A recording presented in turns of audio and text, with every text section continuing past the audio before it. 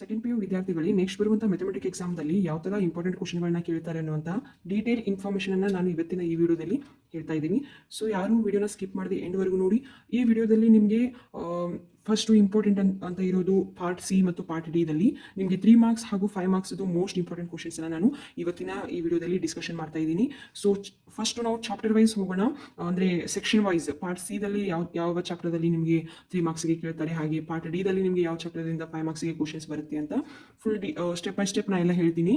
ಅದ್ರ ಜೊತೆಗೆ ಈ ವಿಡಿಯೋದಲ್ಲಿ ನಾನು ಪ್ರಾಬ್ಲಮ್ನ ಎಕ್ಸ್ಪ್ಲೇನ್ ಮಾಡೋದಿಲ್ಲ, ಹಾಗೆ ಜಸ್ಟ್ ನಿಮಗೆ ಯಾವ ಥರ ಪ್ರಾಬ್ಲಮ್ಸ್ ಬೀಳುತ್ತೆ ಅನ್ನೋದನ್ನು ಹೇಳ್ತೀನಿ. ಹಾಗೆ ಎಲ್ಲ ವಿದ್ಯಾರ್ಥಿಗಳು ಮ್ಯಾಮ್ PDF-ನ ಡೌನ್ಲೋಡ್ ಮಾಡಿ ಮ್ಯಾಮ್ ಅಂತ ಹೇಳ್ತಾ ಇದ್ರಿ.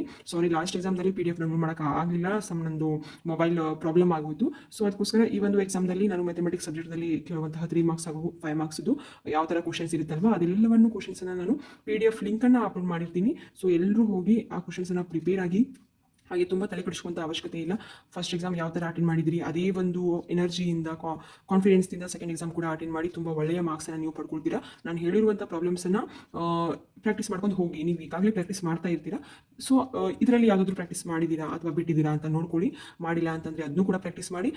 ನೀವು ಯಾವ ಪ್ರಾಬ್ಲಮ್ಗಳನ್ನ ಪ್ರಾಕ್ಟೀಸ್ ಮಾಡಿದಿರಲ್ವ ಅದ್ರ ಜೊತೆಗೆ ಇದನ್ನು ಕೂಡ ಓದ್ಕೊಂಡು ಹೋಗಿ. ಓಕೆ, ಪಾರ್ಟ್ ಸಿದಲ್ಲಿ ನಿಮಗೆ 3 ಮಾರ್ಕ್ಸ್ಗೆ ಡಿಫ್ರೆನ್ಷಿಯೇಷನ್ ಚಾಪ್ಟರ್ದಲ್ಲಿ ಯಾವ ಥರ ಕ್ವಶನ್ ಕೇಳ್ತಾರೆ ಅಂತ ನೋಡಿ. ಇಲ್ಲಿ ಮೀನ್ ವ್ಯಾಲ್ಯೂ ಥಿಯರಮ್ ಕೇಳ್ತಾರೆ. ಮೀನ್ ವ್ಯಾಲ್ಯೂ ಥಿಯರಮ್ ಆಗಿರ್ಬೋದು, ರೋಲೆಸ್ ಥಿಯರಮ್ ಆಗಿರ್ಬೋದು, ಅದ್ರ ಮೇಲೆ ನಿಮಗೆ ಒಂದು ಪ್ರಾಬ್ಲಮ್ ಬರುತ್ತೆ. ಇಲ್ಲಿ ನೋಡಿ, f(x) = x² - 4x - 3 in the interval a and b with a ವ್ಯಾಲ್ಯೂನ ಕೊಟ್ಟಿದ್ದಾರೆ ಆ್ಯಂಡ್ b ವ್ಯಾಲ್ಯೂನ ಕೊಟ್ಟಿದ್ದಾರೆ. ಸೊ ನೀವು ಇಲ್ಲಿ ಮೀನ್ ವ್ಯಾಲ್ಯೂ ಥಿಯರಮನ್ನು ನೀವು ಇಲ್ಲಿ ವೆರಿಫೈ ಮಾಡಬೇಕಾಗುತ್ತೆ. ಇದು ಕೂಡ ನಿಮಗೆ ಇಂಪಾರ್ಟೆಂಟ್ ಆಗಿದೆ. 3 ಮಾರ್ಕ್ಸ್ಗೆ ಮಸ್ಟ್ ಆ್ಯಂಡ್ ಶುಡ್ ಬಂದ 3 ಮಾರ್ಕ್ಸ್ಗೆ ಕೇಳ್ತಾರೆ ಮೀನ್ ವ್ಯಾಲ್ಯೂ ಥಿಯರಮ್ ಮೇಲೆ. ಸೊ ನೋಡ್ಕೊಳ್ಳಿ, ಸ್ಟೆಪ್ ಬೈ ಸ್ಟೆಪ್ ನೋಡ್ಕೊಳ್ಳಿ ಇದನ್ನು. ಇದು ನೆಕ್ಸ್ಟ್ ಪಾರ್ಟ್ ಇಲ್ಲಿದೆ, ಸೊ ನೋಡ್ಕೋಬೋದು.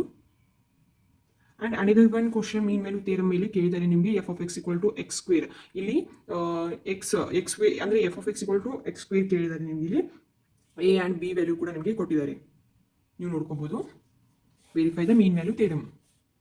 Next another one important question ಅಂತ ಅಂದರೆ ರೋಲೆಸ್ ಥಿಯರಮ್ ಮೇಲೆ f(x) = x² + 2x - 8. ಇದು ಕೂಡ ನಿಮಗೆ ತುಂಬ ಇಂಪಾರ್ಟೆಂಟ್ ಆಗಿದೆ ಮಕ್ಕಳೇ. ರೋಲೆಸ್ ಥಿಯರಮ್, ಮೀನ್ ವ್ಯಾಲ್ಯೂ ಥಿಯರಮ್ ಇದು ಕೂಡ ಇಂಪಾರ್ಟೆಂಟ್ ಆಗಿದೆ. ನೀವು ಸ್ಟೆಪ್ ಬೈ ಸ್ಟೆಪ್ ನೋಡ್ಕೋಬೋದು. ಇಲ್ಲಿ ತುಂಬ ಶಾರ್ಟ್ಕಟ್ ಆಗಿ ನಿಮಗೆ ಪ್ರಾಬ್ಲಮನ್ನು ತಿಳಿಸಿದ್ದಾರೆ ಇಲ್ಲಿ. ಸೊ ನೋಡ್ಕೋಬೋದು, ನಿಮಗೆ ತುಂಬ ಅಂಡರ್ಸ್ಟ್ಯಾಂಡ್ ಆಗುತ್ತೆ. ಹಾಗೆ ಇನ್ನೊಂದು ರೋಲೆಸ್ ಥಿಯರಮ್ ಮೇಲೆ f(x) = x² + 2 ಮೇಲೆ ಕೂಡ ನಿಮಗೆ ಕೇಳಿದ್ದಾರೆ. ವೆರಿಫೈ ದ ರೋಲೆಸ್ ಥಿಯರಮ್ ಅಂತ. ಓಕೆ, ಇದು ನೆಕ್ಸ್ಟ್ ಪಾರ್ಟ್. ಸರಿ, ನೋಡ್ಕೋಬೋದು. ನೋಡಿ, ಇದಷ್ಟು ನಿಮಗೆ 3 ಮಾರ್ಕ್ಸ್ಗೆ ಡಿಫ್ರೆನ್ಷಿಯೇಷನ್ ಚಾಪ್ಟರ್ದಲ್ಲಿ ಕೇಳುವಂಥದ್ದು. ಓಕೆ, ಡಿಫ್ರೆನ್ಷಿಯೇಷನ್ ಚಾಪ್ಟರ್ದಲ್ಲಿ ಇವಷ್ಟು ನಿಮಗೆ ಕೇಳುವಂಥದ್ದು. ಮೀನ್ ವ್ಯಾಲ್ಯೂ ಥಿಯರಮ್, ರೋಲೆಸ್ ಥಿಯರಮ್ ಇವು ಮೇನ್ ಇಂಪಾರ್ಟೆಂಟ್ ಪ್ರಾಬ್ಲಮ್ಸ್ ಇವು ನಿಮಗೆ. ಹಾಗೆ ವೆಕ್ಟರ್ಸ್ ಮೇಲೆ ನಿಮಗೆ 3 ಮಾರ್ಕ್ಸ್ಗೆ ಯಾವ ಥರ ಕೇಳ್ತಾರೆ ಅನ್ನೋದನ್ನು ನೋಡ್ಬೋದು ನೀವು ಇಲ್ಲಿ. 3 ಮಾರ್ಕ್ಸ್ಗೆ ವೆಕ್ಟರ್ಸ್ ಮೇಲೆ ಕೇಳುವಂಥದ್ದು ಕ್ವಶನ್ ನಂಬರ್ 35 ಆ್ಯಂಡ್ 36ಗೆ ನಿಮಗೆ ಕೇಳ್ತಾರೆ. ಓಕೆ, ವೆಕ್ಟರ್ಸ್ ಮೇಲೆ ಇದು ಕ್ವಶನ್ ಕೂಡ ತುಂಬ ಇಂಪಾರ್ಟೆಂಟ್ ಮಕ್ಕಳೇ.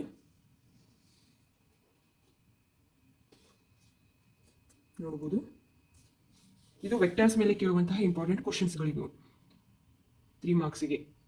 ಇದರ ಜೊತೆಗೆ ನೀವು model question papers, 3 model question papers ಇದೆಯಲ್ವಾ ಮಕ್ಕಳೇ, 3 ನಾನು ಫಸ್ಟ್ ಎಕ್ಸಾಮ್ದಲ್ಲೂ ಕೂಡ ಅದೇ ಹೇಳಿದ್ದು. 3 ಮಾಡೆಲ್ ಕ್ವಶನ್ ಪೇಪರನ್ನು ಪರ್ಫೆಕ್ಟ್ ಆಗಿ ಯಾವುದೂ ಒಂದು ಕ್ವಶನ್ ಕೂಡ ನೀವು ಇಗ್ನೋರ್ ಮಾಡೋದಕ್ಕೆ ಹೋಗ್ಬೇಡಿ. ಯಾಕಂತಂದರೆ ನಿಮಗೆ 3 model question paper as it is ನಿಮಗೆ ಅಂದರೆ ಸಮ್ ಸಿಮಿಲರ್, ಸಮ್ ಡಿಫ್ರೆಂಟ್ ಆಗ್ಬೋದು, ಬಟ್ ಆ ಪ್ರಾಬ್ಲಮ್ಸಿಂದ ನಿಮಗೆ ತುಂಬ ಅಂದರೆ ತುಂಬ ಹೆಲ್ಪ್ ಆಗುತ್ತೆ. ನಿಮಗೆ ಅದನ್ನು 3 ಮಾಡೆಲ್ ಕ್ವಶನ್ ಪೇಪರ್ನ ನೀವು ಪರ್ಫೆಕ್ಟಾಗಿ ವಿತ್ ಆನ್ಸರ್ನ ನೋಡದೆ ಸಾಲ್ವ್ ಮಾಡಿ 3 ಕ್ವಶನ್ ಪೇಪರ್ಸನ್ನು. ಸೊ ಅದರಿಂದ ನಿಮಗೆ ತುಂಬ ಹೆಲ್ಪ್ ಆಗುತ್ತೆ ಮಕ್ಕಳಿಗೆ. ಸೆಕೆಂಡ್ ಎಕ್ಸಾಮ್ದಲ್ಲೂ ಕೂಡ ಅದೇ ಥರ ಕ್ವಶನ್ ಬೀಳುವಂಥ ಚಾನ್ಸಸ್ ತುಂಬ ಇದೆ. ಸೊ ಯಾರು ಇಗ್ನೋರ್ ಮಾಡೋದಕ್ಕೆ ಹೋಗಬೇಡಿ. ಎಲ್ಲ ಚಾಪ್ಟರ್ದಿಂದನೂ ಕೂಡ ನೀವು 3 ಮಾರ್ಕ್ಸ್ ಆಗಿರ್ಬೋದು, 5 ಮಾರ್ಕ್ಸ್ ಆಗಿರ್ಬೋದು, 2 ಮಾರ್ಕ್ಸ್ ಆಗಿರ್ಬೋದು, ಇಂಪಾರ್ಟೆಂಟ್ ಕ್ವಶನ್ಸನ್ನು ನೀವು ಎಲ್ಲವನ್ನೂ ಓದ್ಕೊಳ್ಳಿ. ತುಂಬ ನಿಮಗೆ ಹೆಲ್ಪ್ ಆಗುತ್ತೆ. ನೀವು ಔಟ್ ಆಫ್ ಔಟ್ ಮಾಡೋದಕ್ಕಂತೂ ತುಂಬ ಹೆಲ್ಪ್ ಆಗುತ್ತೆ. 3 ಮಾಡೆಲ್ ಕ್ವಶನ್ ಪೇಪರ್ಸ್ ಏನಿದೆ ಅವು. ಇವಾಗ ನೋಡಿ 5 ಮಾರ್ಕ್ಸ್ದು ಇಂಪಾರ್ಟೆಂಟ್ ಕ್ವಶನ್ಸನ್ನು ನೋಡೋಣ ನಾವಿಲ್ಲಿ. ಕ್ವಶನ್ ನಂಬರ್ 39, 40, 41, 42, 43, 44, 47 ಆ್ಯಂಡ್ 48 ನಿಮಗೆ ಇರುವಂಥದ್ದು 5 ಮಾರ್ಕ್ಸ್ ಕ್ವಶನ್. ಪಾರ್ಟ್ ಡಿದಲ್ಲಿ ನಿಮಗೆ 5 ಮಾರ್ಕ್ಸ್ಗೆ ಕೇಳುವಂಥದ್ದು. ರಿಲೇಷನ್ ಆ್ಯಂಡ್ ಫಂಕ್ಷನ್ದಲ್ಲಿ ನಿಮಗೆ 5 ಮಾರ್ಕ್ಸ್ಗೆ ಯಾವ್ದು ಕೇಳ್ತಾರೆ ಅಂತ ನೋಡ್ಬೋದು. ಇಲ್ಲಿ ನಾನು ಕೊಟ್ಟಿದ್ದೀನಿ. f(x) ವ್ಯಾಲ್ಯೂ ಕೊಟ್ಟಿರ್ತಾರೆ 4x + 3 ಅಂತ. ಸೊ ಅದನ್ನು ನೀವಿಲ್ಲಿ f is a invertible ಅಂತ ನೀವಿಲ್ಲಿ ಫೈಂಡ್ ಔಟ್ ಮಾಡಬೇಕು. ಹಾಗೆ ಇನ್ವರ್ಸನ್ನು ಫೈಂಡ್ ಔಟ್ ಮಾಡಬೇಕಿಲ್ಲಿ ನೀವು ನೋಡ್ಬೋದು. ಇದು ತುಂಬ ಇಂಪಾರ್ಟೆಂಟ್ ಮಕ್ಕಳು ನಿಮಗೆ 5 ಮಾರ್ಕ್ಸ್ಗೆ ರಿಲೇಷನ್ ಆ್ಯಂಡ್ ಫಂಕ್ಷನ್ದಲ್ಲಿ ನಿಮಗೆ ಕೇಳುವಂಥದ್ದು. ವೆರಿ ವೆರಿ ಇಂಪಾರ್ಟೆಂಟ್ ಇದು 5 ಮಾರ್ಕ್ಸ್ಗೆ, ನೋಡ್ಕೊಂಬಿಡಿ. ಓಕೆ, ನಾನು PDF ಲಿಂಕನ್ನು ಅಪ್ಲೋಡ್ ಮಾಡಿರ್ತೀನಿ. ಸೊ ಅದರಲ್ಲಿ ಹೋಗಿ ನೋಡ್ಕೋಬೋದು, ನೀವು ನೋಡ್ಕೋಬೋದು. ರಿಲೇಷನ್ ಆ್ಯಂಡ್ ಫಂಕ್ಷನ್ದಲ್ಲಿ ನಿಮಗೆ find the inverse of f ಅಂತ ಕೇಳ್ತಾರೆ. F of X equal to X square, ಇದು ಕೂಡ ಇಂಪಾರ್ಟೆಂಟ್ ಆಗಿದೆ. ಅದರ ಜೊತೆಗೆ ನಿಮಗೆ F of X equal to X square plus 4 ಇದು ಕೂಡ ಇಂಪಾರ್ಟೆಂಟ್ ಆಗಿದೆ. Find the inverse of F. ನಂತರ F of another one most question ಅಂತಂದರೆ F of X equal to 4x plus f of X equal to 4x square plus 12x plus 15 ಆಗಿರ್ಬೋದು. ಇದು invertible, f is invertible and find the inverse of f find out ಮಾಡೋದು. ನನ್ನ ಇದನ್ನು ಲಿಂಕನ್ನು upload ಮಾಡಿರ್ತೀನಿ, so ನೋಡ್ಕೊಳ್ಳಿ. ಅದ್ರ ಜೊತೆಗೆ ನಾ f of X equal to 9x square plus 6x minus 5 ಇದು ಇಂಪಾರ್ಟೆಂಟ್ ಆಗಿದೆ.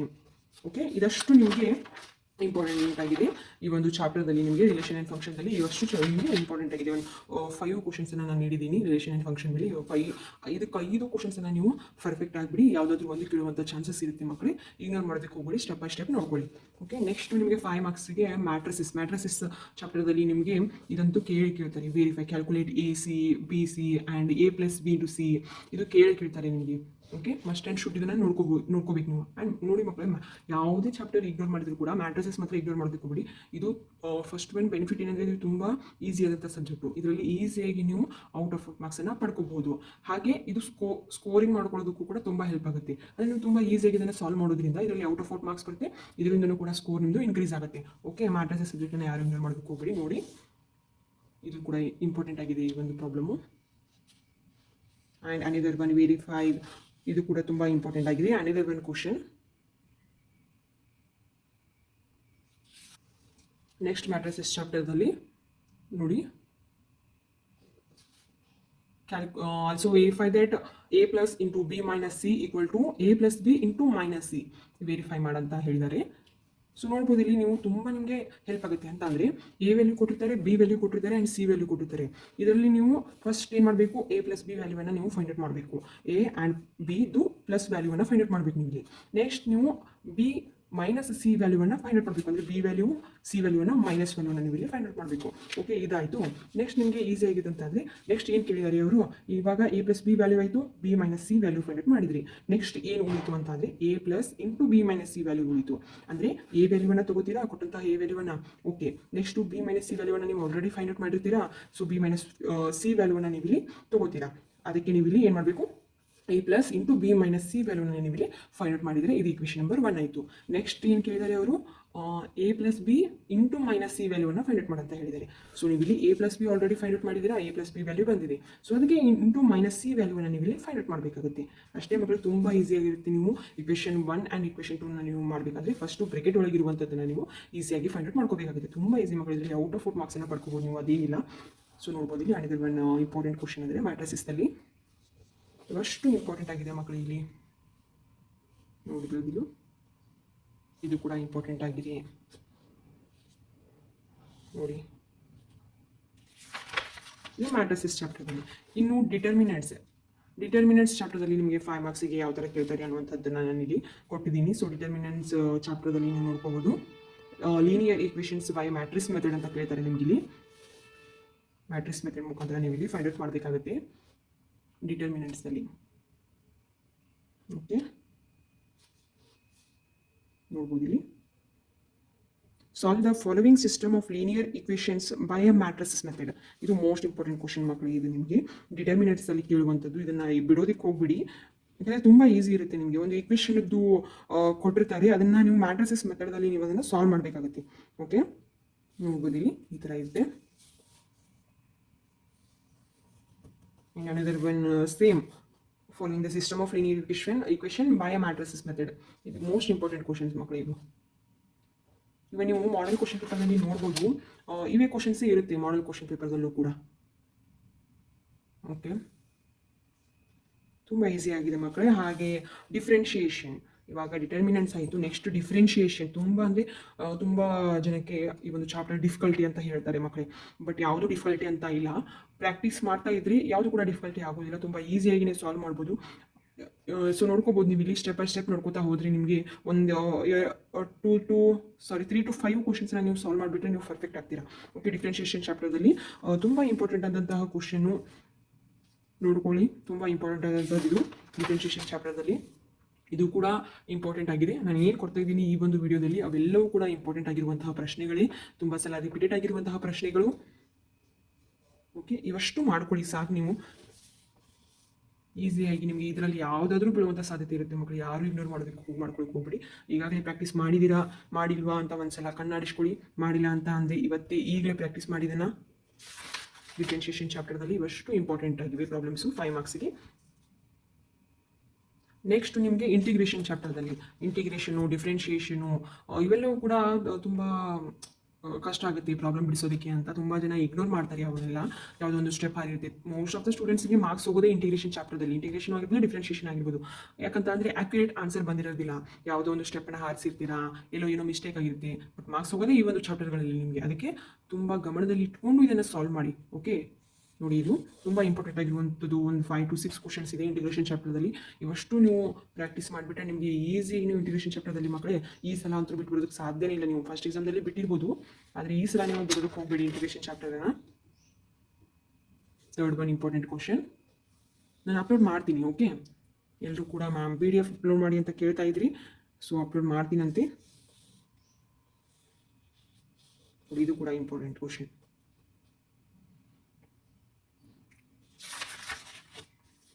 ನಾವು PUC ಇದ್ದಾಗಲೂ ಕೂಡ ಇಂಟಿಗ್ರೇಷನ್ ಚಾಪ್ಟರ್ಗೆ ತುಂಬ ಡಿಫಿಕಲ್ಟಿ ಅಂತ ಅನಿಸೋದು ನಮಗೂ ಕೂಡ. ನಿಮ್ಗೆ ಅಷ್ಟೇ ಅಲ್ಲ, ನಮಗೂ ಕೂಡ ಅನಿಸೋದು ಇಂಟಿಗ್ರೇಷನ್ ಚಾಪ್ಟರ್ನ ನೋಡಿದರೆ.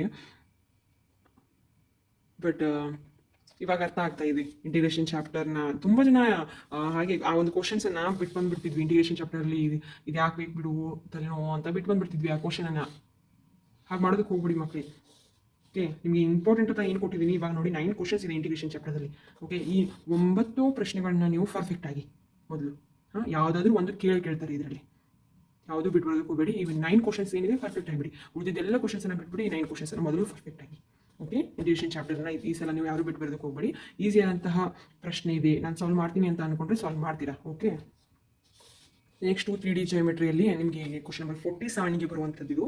3D ಜಿಯೋಮೆಟ್ರಿಯಲ್ಲಿ ಈ ಒಂದು ಕ್ವಶನ್ ಕೂಡ ಇಂಪಾರ್ಟೆಂಟ್ ಆಗಿದೆ. ಆ್ಯಂಡ್ ನೆಕ್ಸ್ಟ್ ಒನ್ ನೋಡ್ಬೋದು ಇಲ್ಲಿ ವೆಕ್ಟಾರ್ ಫಾರ್ಮು ಮತ್ತು ಕಾರ್ಟೇಶಿಯನ್ ಫಾರ್ಮಲ್ಲಿ ನೀವು ಇಲ್ಲಿ ಸಾಲ್ವ್ ಮಾಡಬೇಕಾಗುತ್ತೆ. ಇದನ್ನು derive the equation of line in a space passing through 2 points in the vector and a Cartesian form.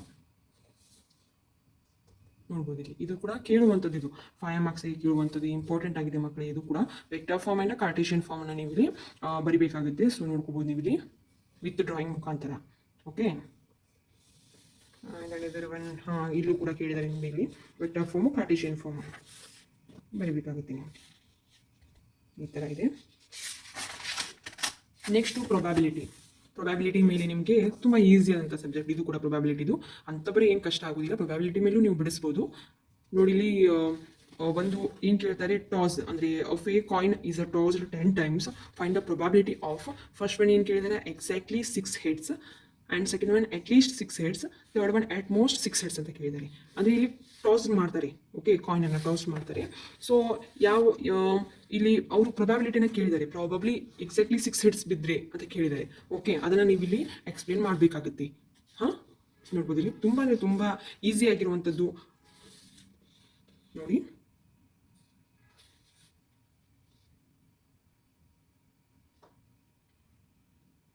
N value and P value ನಾನು ಇಲ್ಲಿ ಇದು ಮಾಡಬೇಕಾಗುತ್ತೆ. P value, N value. ಏನಂತಂದರೆ ನಂಬರ್ ಆಫ್ ಎಷ್ಟು ಸಲ ಅವರು ಟಾಯ್ಸ್ ಮಾಡಿದ್ದಾರೆ ಅಂದರೆ 10 times ಅಂದರೆ ಎನ್ ವ್ಯಾಲ್ಯೂ 10 ಬರುತ್ತೆ. Okay, P value 1/2 and Q ವ್ಯಾಲ್ಯೂನ ನೀವೇ ಫೈಂಡ್ ಔಟ್ ಮಾಡ್ಕೋಬೇಕಾಗುತ್ತೆ. ಕ್ಯೂ ವ್ಯಾಲ್ಯೂದು ಫಾರ್ಮುಲಾ ಬಂದುಬಿಟ್ಟು 1 - p. ಓಕೆ, ಇಲ್ಲಿ ಪಿ ವ್ಯಾಲ್ಯೂನ ಹಾಕಿದರೆ ನಿಮಗೆ as it is Q value ಸಿಗುತ್ತೆ. Okay, N P and Q value ಸಿಕ್ಕ ಮೇಲೆ ನೀವು ಈಸಿಯಾಗಿ ಇದನ್ನು ಸಾಲ್ವ್ ಮಾಡ್ಕೋಬೋದು. First N P and Q ವ್ಯಾಲ್ಯೂನ ನೀವು ಫೈಂಡ್ ಔಟ್ ಮಾಡ್ಕೋಬೇಕಾಗುತ್ತೆ. ಈ ಥರ ಒಂದು ಕಾಯಿನದ್ದು ಕೇಳ್ಬೋದು, ಇನ್ನೊಂದು ಡೈ ಕೇಳ್ಬೋದು. A die is thrown 6 times. If getting as a odd number is a success. What is the probability of first one 5 success and second one at least 5 success, third one at most 5 success ಅಂತ ಕೇಳಿದ್ದಾರೆ. ಇದು ಕೂಡ ಆಗಿರ್ಬೋದು. ನೋಡ್ಬೋದು ಇಲ್ಲಿ ಈ ಥರ ನಿಮಗೆ ಕೇಳ್ತಾರೆ ಮಕ್ಕಳೇ. ಇನ್ನೊಂದು ಲಾಟ್ರಿ ಟಿಕೆಟ್ಸ್ ಕೂಡ ಕೇಳ್ಬೋದು. ಇದು ಇಂಪಾರ್ಟೆಂಟ್ ಆಗಿರುವಂಥದ್ದು. ವೆರಿ ಇಂಪಾರ್ಟೆಂಟ್ ಕ್ವಶನ್ ಇದು. ಲಾಟ್ರಿ ಟಿಕೆಟ್ಸ್ ಮೇಲೆ 5 ಲಾಟ್ರಿ ಟಿಕೆಟ್ಸ್ ಅಂತ ವಿನ್ನಿಂಗ್ ಪ್ರೈಸನ್ನು ಕೊಟ್ಟಿರ್ತಾರೆ. ಓಕೆ, ಇದು ಕೂಡ ಇಂಪಾರ್ಟೆಂಟ್ ಆಗಿರುವಂಥದ್ದು. ಆ್ಯಂಡ್ ಕಾರ್ಡ್ಸ್ ಮೇಲೆ ಬೀಳ್ಬೋದು ನಿಮಗೆ. ಕಾಯಿನ್ಸು, ಡೈ ಆಗಿರ್ಬೋದು, ಕಾರ್ಡ್ಸ್ ಆಗಿರ್ಬೋದು, ಲಾಟ್ರಿ ಟಿಕೆಟ್ಸ್ ಆಗಿರ್ಬೋದು. And defective items of large bulk of items ಆಗಿರ್ಬೋದು, ಅದಕ್ಕೆ ಕೇಳ್ತಾರೆ ಡಿಫೆಕ್ಟಿವ್ದು. ಓಕೆ, ಈ ಥರ ನಿಮಗೆ ಇಂಪಾರ್ಟೆಂಟ್ ಇರುತ್ತೆ ನಿಮಗೆ ಪ್ರೊಬ್ಯಾಬಿಲಿಟಿ ಮೇಲೆ. ಗೊತ್ತಾಯ್ತಲ್ವಾ? ಆ್ಯಂಡ್ ನಿಮಗೆ ಪಾರ್ಟ್ ಇದಲ್ಲಿ ನಿಮಗೆ ಒಂದು ಗ್ರಾಫ್ ಬಿಡುವಂಥದ್ದು. ಓಕೆ, ಗ್ರಾಫ್ ಬಿಡುವಂಥದ್ದಲ್ಲಿ ನಿಮಗೆ ಮಿನಿಮೈಸ್ ಆ್ಯಂಡ್ ಮ್ಯಾಕ್ಸಿಮೈಸ್ದ ಒಂದು ಸಬ್ಜೆಕ್ಟನ್ನು ಕೊಟ್ಟಿರ್ತಾರೆ ನಿಮಗೆ, ಅದರ ಮೇಲೆ ನೀವು ಗ್ರಾಫ್ ಹಾಕಬೇಕು. ಪಾರ್ಟ್ ಇದಲ್ಲಿ ಕೇಳುವಂಥದ್ದು, ಇದು ಕೂಡ ನಿಮಗೆ 5 ಮಾರ್ಕ್ಸ್ ಆಗಿರುತ್ತೆ. ತುಂಬ ಇಂಪಾರ್ಟೆಂಟ್, ಇದು ಕೂಡ ನಿಮಗೆ ನೋಡ್ಕೋಬೋದು. ಇಲ್ಲಿ ಯಾವ ಥರ ಗ್ರಾಫಿಕಲ್ ಮೆಥಡನ್ನು ಅವರು ಹಾಕಿದ್ದಾರೆ, ಲೀನಿಯರ್ ಇನ್ಇಕ್ವಾಲಿಟಿ ಆ್ಯಸ್ ಇಕ್ವಾಲಿಟಿ ಅಂತ. ಸೊ ನೋಡ್ಬೋದು, ಇಲ್ಲಿ ನೀವು ಗ್ರಾಫ್ ವ್ಯಾಲ್ಯೂವನ್ನು ಹಾಕಿದ್ದಾರೆ ಅವರು. ಎಕ್ಸ್ ಆ್ಯಂಡ್ ವೈ ವ್ಯಾಲ್ಯೂವನ್ನು ಇಲ್ಲಿ ಹಾಕಬೇಕಾಗುತ್ತೆ. ಗ್ರಾಫು, ಇದೊಂದು ಗ್ರಾಫ್ ಕೂಡ ಇಂಪಾರ್ಟೆಂಟ್ ಆಗಿದೆ. ಇದು ಪಾರ್ಟ್ ಇದಲ್ಲಿ ಕೇಳುವಂಥದ್ದು ನಿಮಗೆ z = 3x + 9y. ಇದು ಕೂಡ ಇಂಪಾರ್ಟೆಂಟ್ ಆಗಿದೆ. Next z value 5x + 10y ಆಗಿರ್ಬೋದು. ನಿಮಗೆ ಇಲ್ಲಿ ಮಕ್ಕಳೇ ನಾನು ಒಂದು 4 ಗ್ರಾಫ್ಸನ್ನು ನಾನು ನೀಡಿದ್ದೀನಿ. ಸೊ ಆ 4 ಗ್ರಾಫ್ಸನ್ನು ನೀವು ನೋಡ್ಕೊಂಬಿಡಿ. ಗ್ರಾಫ್ಸಲ್ಲೂ ಕೂಡ ನಿಮಗೆ ತುಂಬ ಮಾರ್ಕ್ಸ್ ಹೋಗುವಂಥದ್ದು. ಎಲ್ಲರೂ ಕೂಡ ಇದೇ ತಪ್ಪಣ ಮಾಡ್ತೀರಿ ನೀವು. ಇಲ್ಲಿ ಎಕ್ಸ್ ಆ್ಯಂಡ್ ಎಕ್ಸ್ ವ್ಯಾಲ್ಯೂ ಆಗಿರ್ಬೋದು, ವೈ ವ್ಯಾಲ್ಯೂ ಆಗಿ ಫೈಂಡ್ ಔಟ್ ಮಾಡ್ಕೋದ್ರಾಗಿರ್ಬೋದು, ಹಾಗೆ ಗ್ರಾಫ್ ಹಾಕೋದ್ರಲ್ಲಿ ಆಗಿರ್ಬೋದು. ತುಂಬ ಅಂದರೆ ತುಂಬ ನೀವು ಕನ್ಫ್ಯೂಷನ್ ಮಾಡ್ಕೋತೀರಾ. ಸೊ ಕನ್ಫ್ಯೂಷನ್ ಮಾಡ್ಕೊಳ್ಳೋಕೆ ಹೋಗಬೇಡಿ. ನೀವು 4 ಗ್ರಾಫ್ಸ್ ಏನಿದೆ ಇವನ್ನ ಪರ್ಫೆಕ್ಟ್ ಆಗಿ ನೀವು ಗ್ರಾಫ್ಸಲ್ಲಿ ಯಾವುದೇ ರೀತಿ ಮಾರ್ಕ್ಸ್ ಕಳ್ಕೊಳ್ಳೋದಕ್ಕೆ ಹೋಗಬೇಡಿ. ಪಾರ್ಟಿದಲ್ಲಿ ನೀವು ಔಟ್ ಆಫ್ 4 ಮಾರ್ಕ್ಸ್ ಕಳ್ಕೊಳ್ಳೋದಕ್ಕೆ ಬೇಕು. ಓಕೆ, ನೆಕ್ಸ್ಟ್ ಮಕ್ಕಳಿಗೆ ನಿಮಗೆ ಕ್ವಶನ್ ನಂಬರ್ 49 ಆಗಿರ್ಬೋದು, 50 ಆಗಿರ್ಬೋದು. ಇದರಲ್ಲಿ 5 ಮಾರ್ಕ್ಸಿಗೆ ನಿಮಗೆ ಕಂಟಿನ್ಯೂಟಿ ಆ್ಯಂಡ್ ಡಿಟರ್ಮಿನೆಂಟ್ಸಲ್ಲಿ ನಿಮಗೆ ಕೇಳುವಂಥದ್ದು. ಇಲ್ಲಿ ಕೆ ವ್ಯಾಲ್ಯೂವನ್ನು ಫೈಂಡ್ ಔಟ್ ಮಾಡಬೇಕಾಗುತ್ತೆ ಮಕ್ಕಳೇ. ಕೆ ವ್ಯಾಲ್ಯೂವನ್ನು ಫೈಂಡ್ ಔಟ್ ಮಾಡೋದು ತುಂಬ ಈಸಿ ಆಗಿರುವಂಥ ಮೆಥಡಲ್ಲಿ ನಿಮಗೆ ಫೈಂಡ್ ಔಟ್ ಮಾಡ್ಬೋದು. ಇದನ್ನು LHL ಹಾಗೂ RHL ಅನ್ನು ಫೈಂಡ್ ಔಟ್ ಮಾಡಿಬಿಟ್ಟು ನೀವು ಇಲ್ಲಿ ಕೆ ವ್ಯಾಲ್ಯೂವನ್ನು ಫೈಂಡ್ ಔಟ್ ಮಾಡಬೇಕಾಗುತ್ತೆ. ಓಕೆ, ಅವರು f(x) ವ್ಯಾಲ್ಯೂವನ್ನು ಕೊಟ್ಟಿರ್ತಾರೆ ನಿಮಗೆ. 5 ಮಾರ್ಕ್ಸಿಗೆ ಕೇಳುವಂಥದ್ದು ಮೋಸ್ಟ್ ಇಂಪಾರ್ಟೆಂಟ್ ನಿಮಗೆ. ಇದರಲ್ಲಿ ನಾನು ನಿಮಗೆ 7 ಓಕೆ 15 ಕ್ವಶನ್ಸನ್ನು ನಾನು ಇದರಲ್ಲಿ ನಿಮಗೆ ಅಪ್ಲೋಡ್ ಮಾಡಿದ್ದೀನಿ ಕಂಟಿನ್ಯೂಟಿ ಆ್ಯಂಡ್ ಡಿಟರ್ಮಿನೆಂಟ್ಸಲ್ಲಿ. ತುಂಬ ಇಂಪಾರ್ಟೆಂಟ್ ಚಾಪ್ಟರು, ಹಾಗೆ ತುಂಬ ಇಂಪಾರ್ಟೆಂಟ್ ಪ್ರಾಬ್ಲಮ್ಸ್ ಇವೆ. Okay, K value find out ಮಾಡೋದನ್ನು ಯಾರು ಬಿಟ್ಬರೋದಕ್ಕೆ ಹೋಗ್ಬಿಡಿ. ಕೆ ವ್ಯಾಲ್ಯೂ ಫೈಂಡ್ ಔಟ್ ಮಾಡಿದ್ರೆ ನೀವು ಔಟ್ ಆಫ್ ಮಾರ್ಕ್ಸ್ ಪಡ್ಕೊಳ್ಳೋದಕ್ಕೆ ಬೇಕು. ನಾನು ಕೊಟ್ಟಿರುವಂಥ ಕ್ವಶನ್ಸನ್ನು ಅಷ್ಟೇ ಮಾಡಿ ನೀವು ಕೆ ವ್ಯಾಲ್ಯೂ ಫೈಂಡ್ ಔಟ್ ಮಾಡಿರೋದಾಗಿರ್ಬೋದು. ಎಲ್ಲವನ್ನು ಕೂಡ ನೀವು ಪ್ರಿಪೇರ್ ಆಗಿ ಅಷ್ಟು ಕ್ವಶನ್ಸನ್ನು ನೀವು ಮಾಡಿದರೆ ತುಂಬ ಈಸಿಯಾಗಿ ನೀವು ಇದರಲ್ಲಿ ಮಾರ್ಕ್ಸನ್ನು ತೊಗೋಬೋದು. ನೋಡ್ಬೋದು, ಕ್ವಶನ್ಸನ್ನು ಕೊಟ್ಟಿದ್ದೀನಿ ನಾನು. 4 ಕ್ವಶನ್ 5.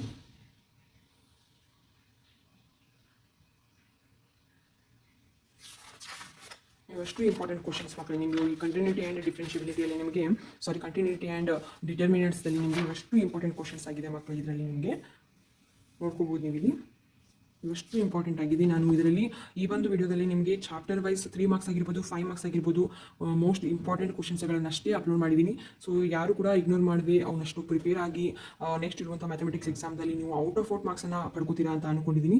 ಸೊ ಯಾರು ಇಗ್ನೋರ್ ಮಾಡೋದಕ್ಕೆ ಹೋಗಬೇಡಿ. ಎಲ್ಲರೂ ಕೂಡ ಚೆನ್ನಾಗಿ ಎಕ್ಸಾಮ್ ಮಾಡಿ, ಚೆನ್ನಾಗಿ ಪ್ರಿಪೇರ್ ಆಗಿಬಿಟ್ಟು ಹೋಗಿ, ವಿತ್ ಕಾನ್ಫಿಡೆನ್ಸ್ ಮುಖಾಂತರ ಹೋಗಿ. ಓಕೆ, ಯಾರು ಕೂಡ ಕಾನ್ಫಿಡೆನ್ಸ್ ಕಳ್ಕೊಳ್ಳೋದಕ್ಕೆ ಹೋಗಬೇಡಿ. ಪಾಸಿಟಿವ್ ಹೋಪ್ ಮುಖಾಂತರ ಹೋಗಿ ನೀವು. ಎಲ್ಲರೂ ಕೂಡ ಎಕ್ಸಾಮ್ ಚೆನ್ನಾಗಾಗುತ್ತೆ. ನೀವು ಏನು ಪ್ರಿಪೇರ್ ಆಗ್ತಾ ಇದ್ದೀರಲ್ವಾ, ಸೊ ಆಗಿ ಅದರ ಜೊತೆಗೆ ಇವು ಪ್ರಾಬ್ಲಮ್ಗಳನ್ನ ನೋಡ್ಕೊಂಡು ಹೋಗಿ. ಓಕೆ, ಯಾವುದ್ರ ಮೇಲೂ ಕೂಡ ಯಾರ ಮೇಲೂ ಕೂಡ ಡಿಪೆಂಡ್ ಆಗೋದಕ್ಕೆ ಹೋಗಬೇಡಿ. ನೀವು ಒಂದು ಓನ್ ಕಾನ್ಫಿಡೆನ್ಸ್ ಮುಖಾಂತರ ನೀವು ಎಕ್ಸಾಮನ್ನು ಅಟೆಂಡ್ ಮಾಡಿ. ಎಕ್ಸಾಮ್ ಚೆನ್ನಾಗುತ್ತೆ ಅಂತ ಅಂದ್ಕೊಂಡಿದ್ದೀನಿ. ಹಾಗೆ ನಾನು PDF ಲಿಂಕನ್ನು ಕೂಡ ಅಪ್ಲೋಡ್ ಮಾಡಿರ್ತೀನಿ. ಅದರಲ್ಲಿ ಕ್ವಶನ್ಸ್ ವಿತ್ ಆನ್ಸರ್ಸ್ ಇವೆ. ಸೊ ಎಲ್ಲರೂ ಹೋಗಿ ಅದನ್ನು ನೋಡ್ಕೊಂಡ್ಬಿಟ್ಟು ಪ್ರಿಪೇರ್ ಆಗಿ ಮಕ್ಕಳೇ. Okay, all the best.